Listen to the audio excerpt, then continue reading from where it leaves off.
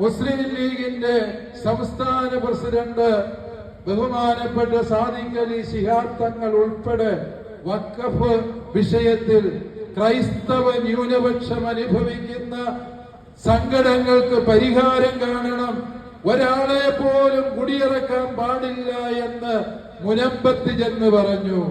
മുസ്ലിം സമുദായത്തിന്റെ പേര് പറഞ്ഞ് ഇവിടുത്തെ പാവപ്പെട്ട കർഷകരെയും ന്യൂനപക്ഷങ്ങളെയും തമ്മിലടിപ്പിക്കാൻ ആരൊക്കെയോ ബോധപൂർവം ശ്രമം നടത്തുന്നുണ്ട് എന്നുള്ളതിന്റെ സാക്ഷ്യമല്ലേ ഇത്?